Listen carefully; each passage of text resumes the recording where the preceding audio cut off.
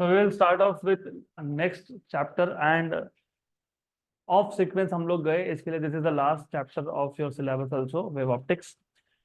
Optics basically is the study of light. और optics के हैं दो ब्रांचेस, एक है रे ऑप्टिक्स, एक है वेव ऑप्टिक्स. रे ऑप्टिक्स आपने 11th स्टैंडर्ड में देखा था. रे ऑप्टिक्स में हम लोग सिर्फ डायरेक्शन ऑफ वेव ट्रेवल की बात करते हैं, और the direction in which wave या फिर एनर्जी ट्रेवल्स उसको बोलते हैं रे. तो in case of ray optics we never talk about energy of a wave. हम सिर्फ बात करते हैं direction of wave travel, right. और उसको ही रे बोलते हैं. The direction in which light energy travels is called as ray. इसलिए रे ऑप्टिक्स. रे ऑप्टिक्स में इफ यू रिमेंबर हमने सीखा था रिफ्लेक्शन, रिफ्रैक्शन, रिफ्लेक्शन, उसमें टोटल इंटरनल रिफ्लेक्शन आ जाता है, refraction, prism theory and telescope microscope का थ्योरी, मतलब ऑप्टिकल इंस्ट्रूमेंट्स. तो उसके रे ऑप्टिक्स में चार पार्ट्स होते हैं. रिफ्लेक्शन, रिफ्लेक्शन में वापस दो पार्ट्स है. Reflection from plane surface, reflection from curve surface, उसमें वापस दो पार्ट है. Reflection from convex mirror and concave mirror. फिर रिफ्रैक्शन में refraction from plane surface, refraction from curve surface, और रिफ्रैक्शन फ्रॉम कर्व सरफेस में refraction from single curve surface, single curve surface. फिर refraction from double curve surface, और double curve surface में दो lens होते हैं, कॉन्वेक्स एंड कॉनकेव, राइट. उसके बाद हमने देखा था प्रिज्म थ्योरी. प्रिज्म थ्योरी के बाद हमने प्रिज्म थ्योरी के साथ में ही देखा था, if you remember, something called as dispersion of light, right. Separation of white light into its constitute colour is called as dispersion of light. Separation of white light into constituent colors, right. फिर हमने उसमें basically if you remember हमने dispersive power define किया था, etcetera etcetera. उसके बाद हमने देखा था optical instruments. There are two types of optical instrument that we use, microscope and telescope. Microscope में दो टाइप के माइक्रोस्कोप हमने देखे थे, एक था सिंपल और एक था कंपाउंड माइक्रोस्कोप. ये था आपका ओवरऑल रफली रफली ray optics. But ray optics जब तुम स्टार्ट करते हो ना, तो वहां पे कुछ इंपॉर्टेंट चीजें हैं that you have learned. For example अभी मैं I will just give you quick quick revision of what you have learned in 11th. तो वहां पे आप लॉज ऑफ रिफ्लेक्शन और लॉज ऑफ रिफ्रैक्शन सीखते हो, वो हम लोग वापस कवर करेंगे. तो to start off with wave optics. Wave optics में हम लोग नॉर्मली वेव के एनर्जी की बात करने वाले हैं, क्योंकि हमने रे ऑप्टिक्स में वेव के एनर्जी की बात ही नहीं की. तो we will be talking about energy of a wave. तो टू स्टार्ट विथ सबसे पहले जो बेसिक्स हमने 11 में देखा था वो वापस थोड़ा सा ब्रशअप कर लेंगे. तो we know that light travels in a straight line in a homogeneous and isotropic medium with uniform speed. मतलब जब तक मीडियम होमोजीनियस है. What is meaning of homogeneous? Same क्या? Same composition. एक मीडियम में हर जगह पे कंपोजिशन सेम होना चाहिए. तो अगर एक मीडियम होमोजेनियस है तो उस होमोजेनियस मीडियम में लाइट हमेशा सेम स्पीड के साथ सेम डायरेक्शन में, मतलब स्ट्रेट लाइन में ट्रैवल करता रहता है. तो लाइट का बेंडिंग नहीं होता है, मतलब लाइट के ट्रैवल का डायरेक्शन चेंज नहीं होता है in homogeneous and isotropic medium, right. Then the path of light is called as ray of light. उसके बाद on encountering an interface, interface is a surface which separates two medium. For example, अगर मेरे पास एक पानी से भरा हुआ jar है, तो पानी के ऊपर एयर है, उस पर्टिकुलर सरफेस के ऊपर एयर है और नीचे क्या है? वाटर है. तो वो जो सरफेस है it is separating two medium, उसको आप बोलते हो interface. For example glass. Glass का जो सरफेस है it separates air and glass. तो जब भी लाइट एक इंटरफेस पे आता है, इंटरफेस मतलब ऐसे सरफेस पे जो दो मीडियम को डिवाइड करेगा, the ray of light gets इधर रिफ्लेक्टेड और रिफ्रैक्टेड और बोथ. या तो प्योर रिफ्लेक्शन होगा, प्योर रिफ्लेक्शन में लाइट मीडियम नहीं चेंज करता. या प्योर रिफ्रैक्शन होगा, मतलब लाइट का रिफ्लेक्शन नहीं होगा, लाइट दूसरे मीडियम में जाएगा completely.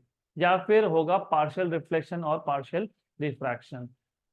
Most of the cases में पार्शियल होता है. तो light is incident on an interface, part of the light is reflected and part of the light is refracted. So on encountering an interface, the ray of light gets reflected or refracted and travels along another straight line. ये important है.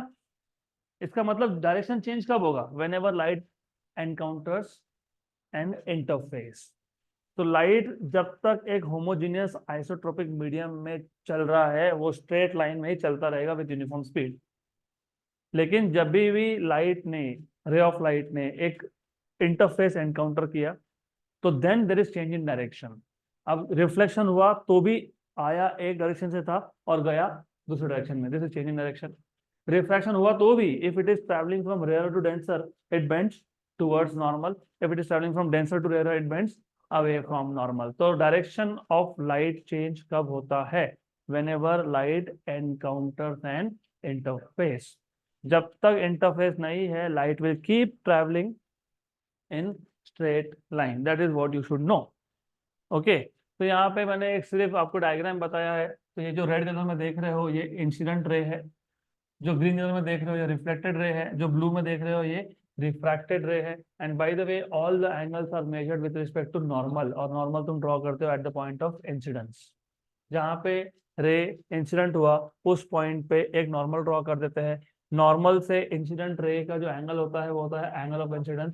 Normal से reflected ray का जो होता है angle उसको बोलते हो एंगल ऑफ रिफ्लेक्शन। नॉर्मल से रिफ्रैक्टेड रे का जो एंगल होता है उसको बोलते हो एंगल ऑफ रिफ्रैक्शन, राइट। इसके बाद हमने देखा था something called as laws of reflection. There are two laws of reflection. Number one, the incident ray, the reflected ray and the normal drawn at the point of incidence lie in the same plane। इसका मतलब क्या है basically? For example imagine ये incident ray है, ये किसी एक plane में है, मान लेते हैं ये एक्स जेड प्लेन है, this is X Z plane, vertical plane. तो अगर incident ray x Z plane में है तो रिफ्लेक्टेड रे भी एक्स जेड प्लेन में ही होगा, वर्टिकल प्लेन में ही होगा, और नॉर्मल भी उसी प्लेन में होगा। तो the incident ray, the reflected ray and the normal they lie in the same plane. ये है लॉज ऑफ रिफ्लेक्शन का पहला लॉ।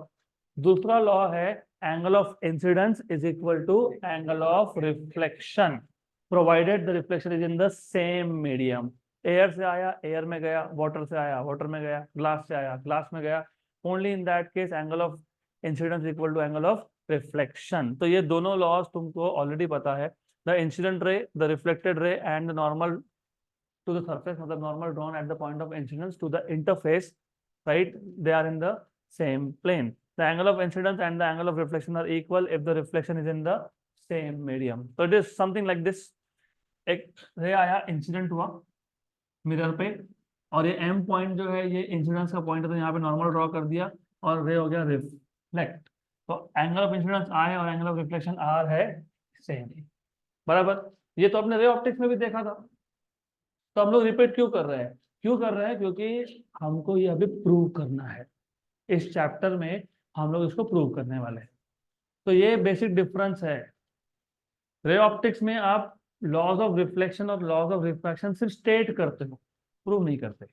हमने वहां पे कहीं शो नहीं किया था कि आई इक्वल टू आर कैसे आया, लेकिन यहाँ पे करेंगे। और वो करने के लिए हमको वेव फ्रंट नाम का कॉन्सेप्ट लगेगा, जो हम लोग मे बी आज या कल, may be in the next lecture we will introduce the concept of wave front. Good.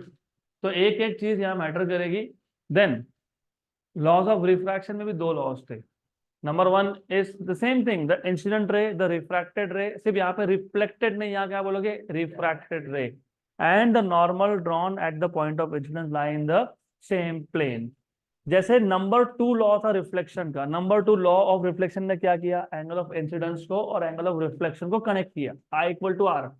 वैसे ही सेकेंड लॉ ऑफ रिफ्रैक्शन वही काम करता है। वो आपको रिलेशन बताता है किसका? एंगल ऑफ इंसिडेंस का और एंगल ऑफ रिफ्रैक्शन का। तो second law of refraction tells you that the angle of incidence and the angle of refraction they are related to each other by Snell's law, right? Okay, तो पहला law, the incident ray, the refracted ray and the normal to the surface at the point of incidence are in the same plane. The angle of incidence and angle of refraction are related to each other by Snell's law. mu1 sin I equal to mu2 sin R। आप जो Snell's law बोलते हो ना, mu equal to sine i by sine r, वैसा नहीं बोलना है। Snell's law mu equal to sine i by sine r, ये स्कूल में इतना रट लेते हैं ना, हम फिर आगे जाके भी वही करते रहते हैं। Snell's law is mu sine theta equal to constant, product of refractive index and sine of angle is constant.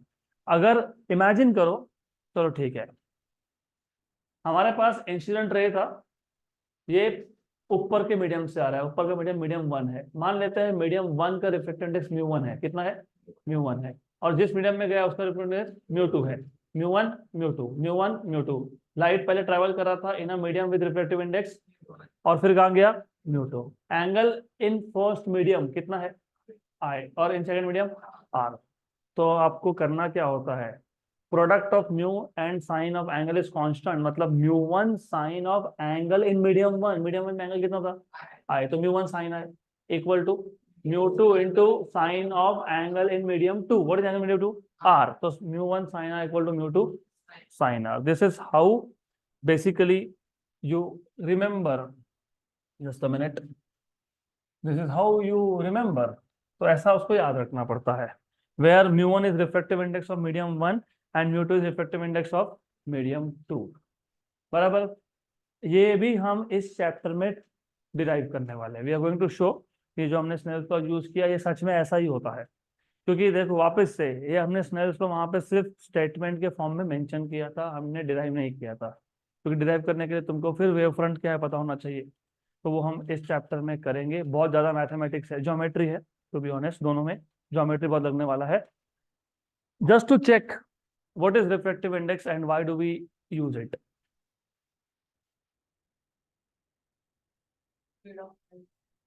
Speed of light, very good. तो there are certain questions that you should ask me also and yourself also.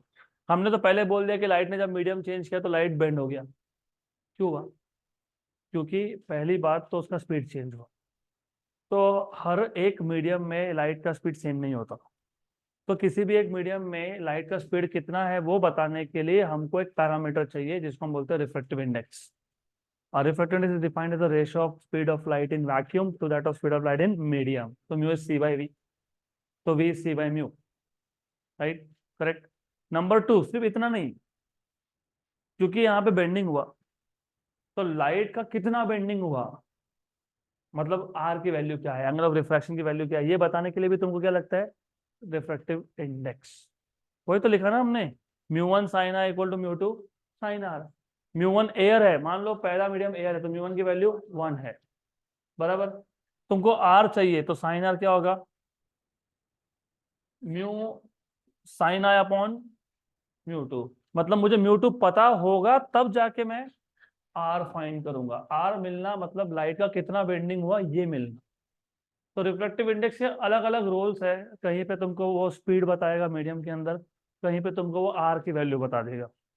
Good, then अब हम लोग तो देख रहे हैं कि हम, मैंने तो बता दिया optics is study of light, and then you have ray optics and you have wave optics. फिर रे ऑप्टिक्स में मैंने तुमको बताया कि देयर आर 4 डिफरेंट टॉपिक्स, अभी उसकी बात नहीं करेंगे, हमारा फोकस होगा किस पे, वेव ऑप्टिक्स पे। लेकिन question still remains, what is light, what is light. तुम बोल रहे हो हमको ऑप्टिक्स का स्टडी करना है, मतलब हमको लाइट का स्टडी करना है, लाइट के साथ रिलेटेड फेनामेना का स्टडी करना है, जैसे reflection, refraction, polarisation, interference, diffraction, ये सारे के सारे फेनामेना है रिलेटेड टू लाइट। और लाइट है क्या वो तो बताओ, कौन सा वेव, इलेक्ट्रोमैग्नेटिक वेव, वो तुमको अभी पता है, लेकिन इमेजिन आज से 200 300 400 साल पहले जब भी होगा इन पास्ट, जब किसी ने पहला अटेम्प्ट किया होगा लाइट को समझने का, तो उसने अलग अलग थ्योरी दी होगी। तो सबसे पहला थ्योरी आया था न्यूटन्स का, उसको बोलते हैं न्यूटन्स कॉर्पुस्कुलर थ्योरी। न्यूटन्स कॉर्पुस्कुलर थ्योरी, कॉर्पुस्कल्स का मतलब होता है पार्टिकल्स, मतलब न्यूटन ने लाइट को वेव नहीं एज अ पार्टिकल ट्रीट किया, राइट। और कोई भी थ्योरी हो, देखो हाउ साइंस प्रोग्रेसेस इज, पहले हम लोग एक थ्योरी देते हैं, it is based on certain assumptions, फिर हम लोग एक्सपेरिमेंटली वेरीफाई करते हैं, अगर एक्सपेरिमेंटली सारे ऑब्जर्व फेनामेना उस थ्योरी के हिसाब से करेक्ट आ रहे हैं, मतलब वो थ्योरी सारे के सारे ऑब्जर्व फेनामेना को अच्छे से एक्सप्लेन कर पा रहा है, तो वो थ्योरी एक्सेप्ट होता है, नहीं तो वो रिजेक्ट होता है। मतलब any theory has some successes and has some failure, if there are failure it is rejected. और न्यूटन ने क्या बोला, क्योंकि as you know you cannot see light, मतलब you can see visible radiation of course, लेकिन light क्या है कैसे समझेगा? तो न्यूटन ने बोला कि ये जो लाइट होता है ना, इट इज पार्टिकल। तो it is based on assumption. क्या क्या असम्पशन थे? According to this theory, number one, every source of light, कोई भी सोर्स ऑफ लाइट हो, चाहे वो सन हो, चाहे वो ये ट्यूबलाइट हो, चाहे वो कैंडल हो, राइट? तब तो ट्यूबलाइट था नहीं, तो तब तो कैंडल वगैरह पे काम चलता होगा, right? Every source of light emits a large number of tiny particles, छोटे छोटे particles called as corpuscles in the medium surrounding the source। तो सोर्स अपने सराउंडिंग मीडियम में large number of small particles emit करता रहता है। उस small particles को हम लोग बोलते हैं कॉर्पुस्कल्स, राइट? क्योंकि तुमने बोल दिया पार्टिकल है, तो पार्टिकल का तो शेप साइज मास होता है, उसकी कुछ प्रॉपर्टी होती है, वो रिजिड हो सकता है, वो नॉन रिजिड हो सकता है। Number two, these corpuscles are perfectly elastic, rigid and weightless। ये जो लाइट है वो मेड अप ऑफ पार्टिकल्स है, उन पार्टिकल को क्या बोल दिया? कॉर्प्यूस्कल्स। कॉर्प्यूस्कल्स कैसे है? इलास्टिक है, रिजिड है और वेटलेस है। इलास्टिक का मतलब क्या होता है कि when they collide with each other they do not transfer any energy. Rigid मतलब when they collide with each other they do not change their shape, right? And they are weightless, they don't have any mass. बराबर, good. Then these corpuscles travel in a straight line with very high speeds, which are different in different medium। अब ये assumption क्यों लिया? क्योंकि number one हमको तो पता था तब जब ये थ्योरी आया कि light travels with speed of 3 × 10⁸ metre per second in vacuum और एयर। तो उसको बोलना पड़ गया। अगर तुमको समझाना है कि लाइट का स्पीड इतना हाई क्यों है, तुम बोल रहे हो लाइट किससे बना है? कॉर्प्यूस्कल से। लाइट मतलब क्या? कॉर्प्यूस्कल। तो लाइट का स्पीड मतलब किसका स्पीड? कॉर्प्यूस्कल। तो क्या बोला उसने? This corpuscles travel in a straight line. Straight line क्यों? तुमने स्टार्ट ही वहां से किया आज। Light travels in straight line in a homogeneous and isotropic medium with uniform speed. और आपको पता है कि ये जो लाइट है, मतलब कॉर्प्यूस्कल्स है, they travel with very high speed. लेकिन क्या स्पीड हर एक मीडियम में सेम है? नहीं है। तो which is different in different medium. तो लाइट ट्रेवल्स, मतलब corpuscles travel in a straight line with high speeds, but these speeds are not same in all the medium, they are different in different mediums। Then अब हमारे आंखों में light जाता है तो हमको सेंसेशन होता है ना, I can see red colour, I can see some yellow colour. क्यों देख पा रहा हूँ? क्योंकि ये जो लाइट है ये मेरे आंखों में सेंसेशन क्रिएट करता है, राइट? तो one gets sensation of light when these corpuscles fall on the retina। तुम कोई भी ऑब्जेक्ट को देख रहे हो, मतलब क्या देख रहे हो? उस ऑब्जेक्ट से जो लाइट रिफ्लेक्ट हो गया है वही देख रहे हो। मतलब तुम्हारे आंखों का क्या काम है? सेंस करना। किसको सेंस करना? लाइट को। लाइट खुद कौन है? कॉर्पस्कल्स। एक्चुअली नहीं है, अकॉर्डिंग टू थ्योरी, राइट? तो मतलब बेसिकली क्या हुआ कि जब कॉर्पस्कल्स आपके रेटिना पे फॉल होंगे तो आपको क्या मिलेगा? Sensation of light. Simple. Last, फिर लाइट के तो अलग अलग कलर भी है ना, तो क्यों है फिर? तो different colours of light are due to different sizes of corpuscles. मतलब न्यूटन के हिसाब से रेड कलर का अगर आप लाइट देख रहे हो तो रेड कलर के लाइट को करस्पॉन्डिंग जो पार्टिकल्स है उसका साइज अलग है। और अगर तुम येलो कलर का लाइट देख रहे हो तो येलो कलर के जो कॉर्प्यूस्कल्स है उसका साइज अलग है। तो according to this theory different colours of light are due to different sizes of corpuscles. Okay, then ये था assumptions of the theory। 5 assumptions है, 5। every source of light emits large number of tiny particles called as corpuscles in its surrounding space। these corpuscles are elastic, rigid and weightless। they travel in a straight line with very high speed, which is different in different medium। one gets sensation of light when these corpuscles fall on the retina। different colors of light are due to different sizes of corpuscles। बराबर। then there are successes, there are failures। तो ये जो theory है it could explain total reflection and total refraction successfully. बस इतना यही success था, बाकी कोई सक्सेस नहीं है। This theory could explain total reflection, total and total refraction. मतलब क्या? देखो अभी मैंने तुमको अभी बताया, जब भी लाइट एक इंटरफेस पे आता है तो क्या क्या हो सकता है? या तो टोटली रिफ्लेक्ट हो गया, या टोटली रिफ्रैक्ट हो गया, या फिर पार्शियल। अब ये जो पार्शियल रिफ्लेक्शन या पार्शियल रिफ्रैक्शन का केस है वो ये थ्योरी समझा सकता ही नहीं है। क्यों? थिंक, अगर लाइट पार्टिकल है, if light is a particle, let us say light is a small ball, ये बॉल आया इंटरफेस पे, आधा उधर जा आधा इधर जा, ऐसा होता है क्या? आधा आधा नहीं होता ना, 20% वहां पे 80% यहाँ पे। तो दैट इज वाई ये जो थ्योरी था it was bound to fail, ये फेल होने ही वाला था। क्योंकि अगर तुम लाइट को पार्टिकल बोल रहे हो, इस केस में बोल रहे हो, लाइट का बिहेवियर पार्टिकल का होता है, वो दूसरे कंडीशंस में होता है, हमने देखा dual nature of radiation and matter में, राइट, करेक्ट। लेकिन अगर यहाँ पे तुम बोल रहे हो ना कि लाइट इज अ पार्टिकल, तो तुम पार्शियल रिफ्लेक्शन और पार्शियल रिफ्रैक्शन एक्सप्लेन नहीं कर सकते। लाइट पार्टिकल तो पार्टिकल आधा आधा तो नहीं होने वाला, इसके लिए टोटल रिफ्लेक्शन टोटल रिफ्रैक्शन समझा दिया, पार्शियल नहीं कर पाया, तो फेल्यूर बहुत ज्यादा थे, ड्रॉबैक्स और failures. It could not explain partial reflection and partial refraction at the surface of transparent medium. It was unable to explain phenomena such as interference, diffraction, polarization, etc., etc. Right? सबसे बड़ा failure. It predicts that the speed of light in denser medium is greater than rarer medium. What is speed of light in air? What is speed of light in glass? देखो, wait, mu is c by v, v is c by mu, c की value कितनी है 10⁻⁸। Refractive index for glass होता है 1.5, तो 3/1.5 मतलब 2 × 10⁸। तो glass में स्पीड ऑफ लाइट कितना है और एयर में कितना है? रेयर कौन है, डेंसर कौन है? तो यहाँ पे एयर में मतलब रेयर में स्पीड ज्यादा है कि कम है? डेंसर में। ये तो उल्टा बता रहा है, बराबर, राइट। तो this is a failure again. Number 4, ये बहुत, चौथा वाला जो फेल्यूर है वो बहुत लॉजिकल है। अगर अगर लाइट ये कॉर्प्यूस्कल्स है मतलब पार्टिकल्स है, तो जिस सोर्स से ये इमिट हो रहे हैं मतलब जिस सोर्स से ये आ रहे हैं, तो उस सोर्स का मास कम कम कम होता जाना चाहिए। क्योंकि for example, just for an example, let us say I have a big bag which has 100 balls, मैंने 1 घंटे में 10 बॉल बाहर फेंक दिए, तो mass of that bag will become less. ये तो हो ही नहीं रहा। ऐसा होता तो फिर ये जो ट्यूबलाइट है ये कुछ टाइम का दिखना ही नहीं चाहिए, गया सब, डिसअपियर्ड। सन भी नहीं दिखना चाहिए, फिर सन का भी साइज छोटा छोटा छोटा हो रहा है कि छोटा, कोई उल्टा ही हो रहा है, सन का साइज बढ़ रहा है। गुड। तो when particles are emitted from a source then the mass of source must decrease, but no change in the mass of the source was observed. So these are the failures and because of this drawbacks the theory was rejected। बराबर। किसी एक का failure किसी दूसरे के लिए opportunity होता है। यहाँ आया यूजेंस, ये हाइजेंस नहीं है,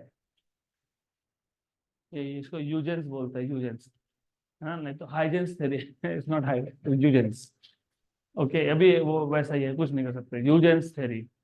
जिसको हाइजेंस बोलना हाइजेंस बोलो, I don't mind, but it is Huygens, क्योंकि यहाँ पे एच नॉर्मली प्रोनाउंस नहीं होता, ठीक है, doesn't matter what is in the name. उसके नीचे भी उसका नाम लिखा था वैसे, पता है ना, नाम में क्या रखा है उसके नीचे उसी का नाम लिखा था, ठीक है। जैसे बाकी थ्योरी के असम्पशंस है, इसके भी असम्पशंस है। अभी according to this theory, number 1, इसने बोला नहीं लाइट पार्टिकल वार्टिकल नहीं है, इसने बोला लाइट एक वेव है, लेकिन कौन सा वेव है? लॉन्गिट्यूडनल वेव है। Light travels in the form of longitudinal wave with uniform velocity in homogeneous medium, right, correct. पहला ही असम्पशन गलत हो गया, पर ठीक है, तब तक तो इतना डिटेल्ड हमको पता ही नहीं था, तब जो पता था वैसा असम्पशन था, क्योंकि sound was known, sound is longitudinal wave, it was known, so longitudinal wave, so light travels in the form of longitudinal waves with uniform velocity in a homogeneous medium, different colors of light are due to different wavelengths of waves, ये सही था। when this wave enter our eye we get sensation of light, ये भी सही है। अब मटे, अभी देखो ये हो गई problem, I am speaking and you are hearing because my throat is generating sound waves which are longitudinal waves. These longitudinal waves travel to you, मतलब to your eardrums through medium which is air. अगर मैं यहाँ से पूरा air निकाल लूं तो मैं जो बोल रहा हूँ तुम सुन नहीं पाओगे। क्यों? क्योंकि लॉन्गिट्यूडनल वेव को क्या लगता है? मीडियम। इसने क्या बोला? लाइट क्या है? लाइट क्या है? Longitudinal wave. उसको क्या लगता है? मीडियम। फंस गया, क्योंकि उसने जैसा बोला, बाकी लोग थे ना, अच्छा तो बताओ जरा वो सन से लाइट कैसे आ रहा है? सन से लाइट अर्थ तक आता है ना, तो सन और अर्थ के बीच में कौन सा मीडियम है?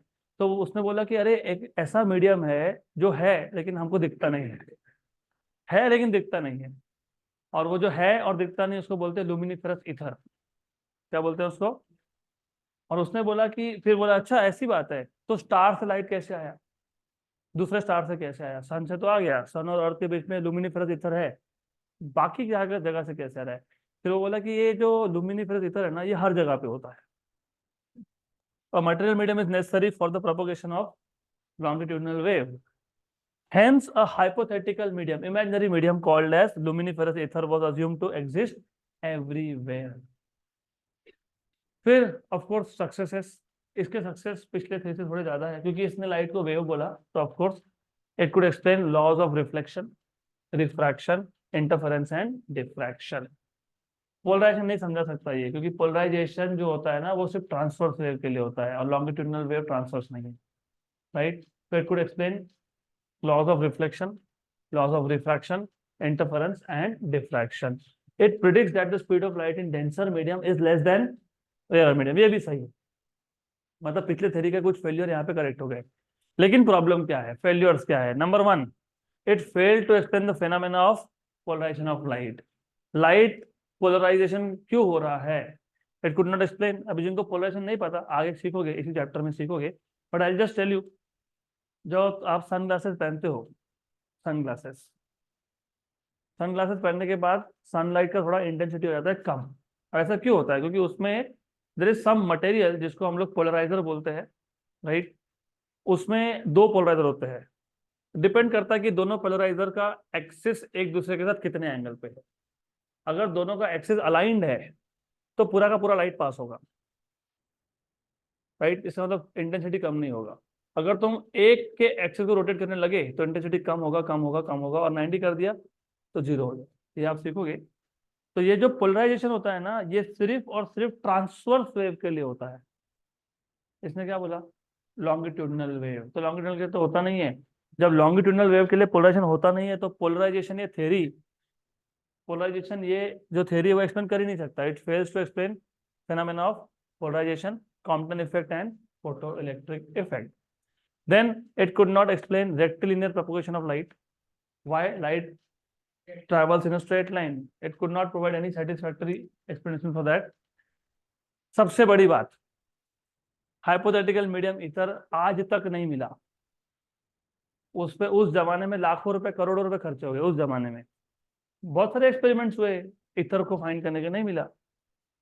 फिर उनको लगा कि शायद एक्सपेरिमेंटल एरर होगा, वापस करो, फिर भी नहीं हुआ। एक्सपेरिमेंटल सेटअप चेंज किया, फिर भी नहीं मिला। सब कुछ करके देख लिया, ईथर आज तक नहीं मिला। तो ईथर नाम की चीज होती नहीं है। तो ये तो बोल दिया इसने, लेकिन कभी मिला ही नहीं, राइट? तो ऐसे बहुत सारे थ्योरीज आते रहे। Finally we know what is light.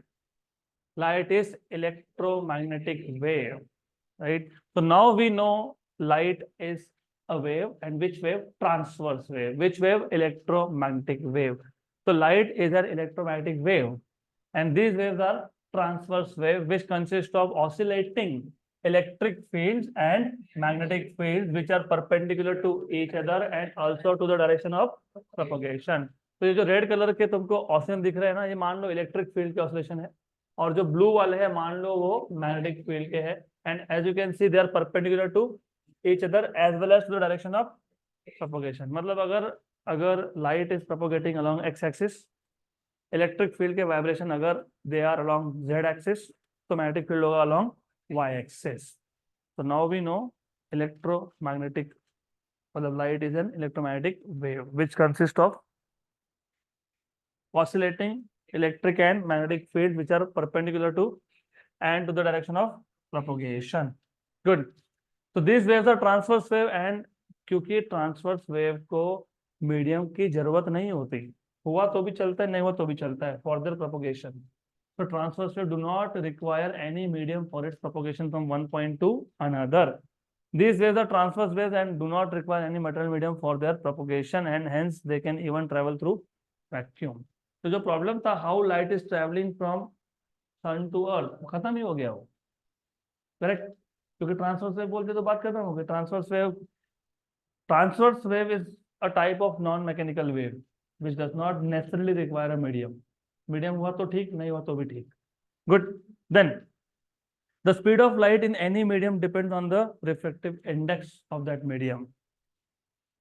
And then, of course, electromagnetic waves can have a wide range of wavelengths from very small to very large. बहुत wide range है. Starts with gamma radiation. Gamma radiations are produced inside a nucleus of an atom. तो उसका source nuclear है. And then you have X-rays. X-rays, gamma radiation सबसे ज्यादा energetic होता है, सबसे ज्यादा फ्रीक्वेंसी होता है, सबसे कम वेवलेंथ होता है. एनर्जी ज्यादा तो फ्रीक्वेंसी ज्यादा और वेवलेंथ कम, मतलब क्रेस्ट टू क्रेस्ट डिस्टेंस बहुत ही कम है. Right, correct. Source is nuclear, तो न्यूक्लियस के अंदर से प्रोड्यूस होता है वो. उसके बाद होता है आपका एक्सरे. एक्सरे दो टाइप के होते हैं, एक होता है कैरेक्टरिस्टिक, एक होता है कंटिन्यूअस. राइट, मैं सिर्फ थोड़ा सा आइडिया दे रहा हूँ आपको क्या होता है ये और वो प्रोड्यूस कैसे होते हैं.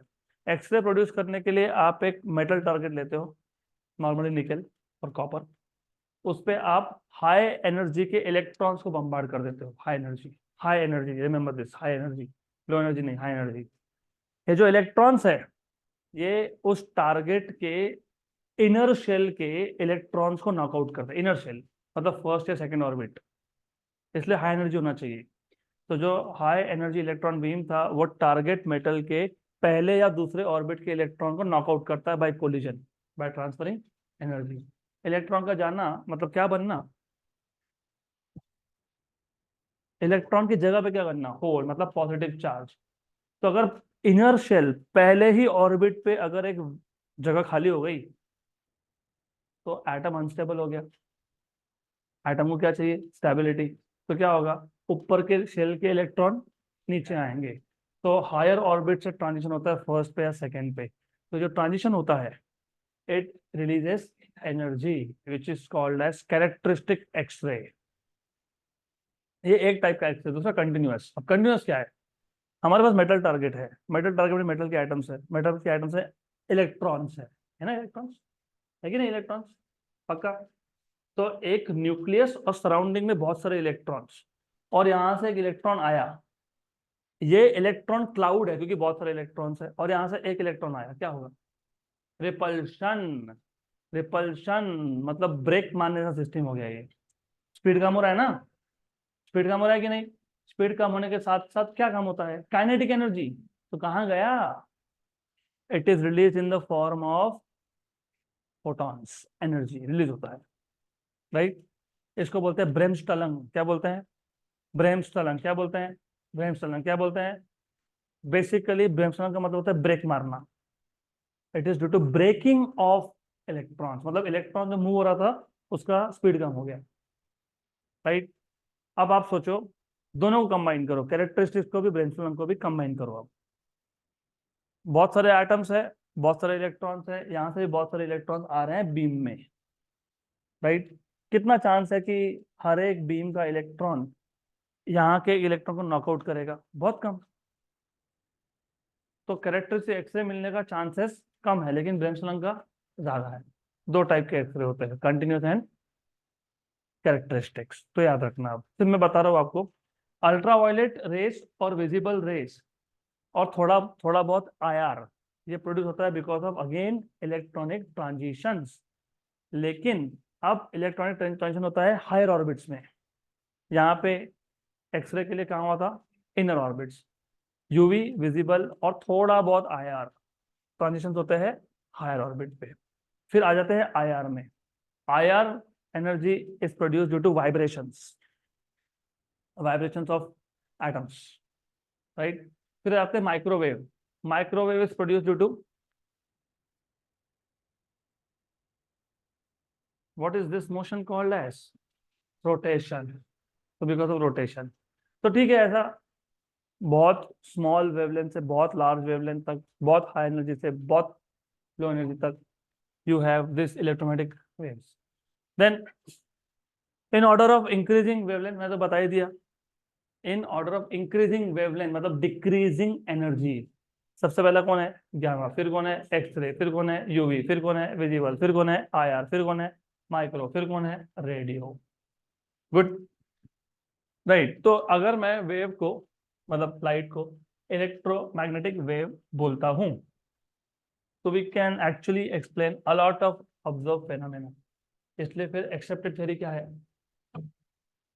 ये वाला, light is nothing but electromagnetic wave.